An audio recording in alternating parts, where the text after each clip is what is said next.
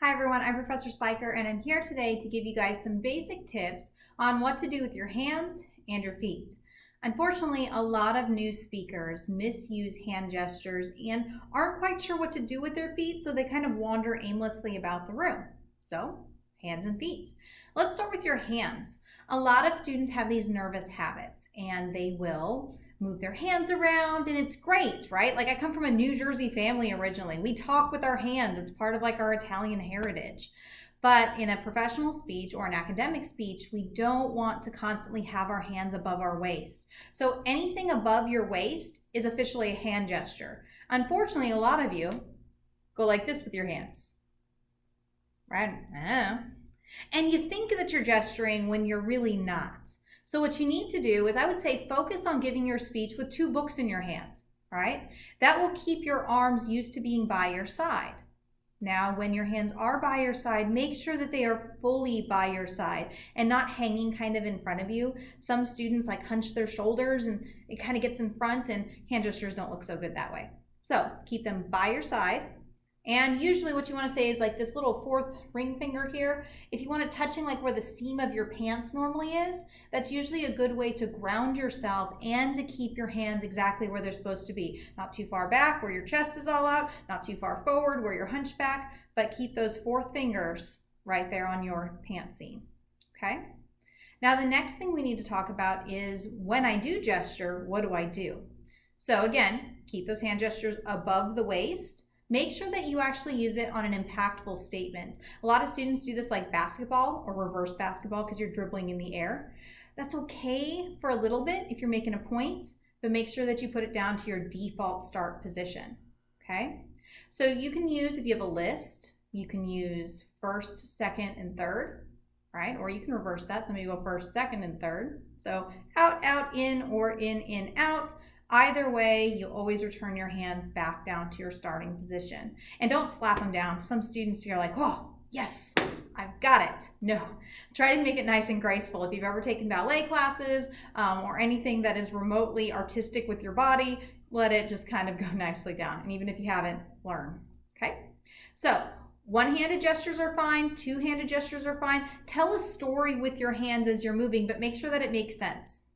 The next thing that I need you guys to understand is what to do with your feet. A lot of you just kind of like wander aimlessly around the room, you talk, and that's fine. Now keep in mind, I come from the competitive speaking world. I did competitive speech and debate in high school and the college level. I'm a national debate champion for National Forensics Association Lincoln Douglas Debate. I trained for this the way that athletes in college train for their particular sport. That doesn't always translate really well to like the TED Talk world or regular public speaking, but a lot of those are still really good tips. So one of the ways that we do this is, if you ever have ankle weights, try that. Same thing with like books in your hand to keep your hands by your side. When you first start off public speaking, keep those feet grounded. Do whatever you can. The next thing I would do is have someone watch you give your speech before you actually have to record it for this class, because they can let you know. Have them just watch your feet and have them tell you, am I engaging in anxiety feet, right? These feet are feet that just kind of move around. Yeah, I can't really see me in the video, but I might cross my legs. You don't want to be like with a hip out either way. If you're wearing heels, for girls especially, I mean, guys could wear heels too, but if the girls are wearing heels, there's a tendency to kind of like slip into that little bit of a hip out. Because it's a little bit more comfortable and you can kind of shift that weight. But guys shift their weight too, even girls in flat shoes. So you want to make sure that you are staying upright. The best thing you can do is first engage in a good posture check. If your posture from your head through your spine is not straight, you have a tendency to move around a little bit more. The next thing I would say is that for a 3-point speech, you don't want to be wandering everywhere around the room. I say that you start in the center for your introduction. When you move into your first point, you move to one side of the room. Pick your favorite side. No big deal. Finish up this point, and in the case of your artifact speech, finish up your artifact, your first one here. And when you're ready and you have your transition sentence into your next speech, you lead with your hand and your foot in the same direction. Okay? We don't want you crossing your legs. Again, you can't see my legs and I'm over exaggerating, but you don't want to cross your legs when you walk this way. Start with the foot that's already closest this way. So in my case, this is my right hand. My right foot and I would just slowly walk across the room with our transition statement to our second point. Now you're in your second artifact, or whatever your second body point is, and you're going to give your speech here.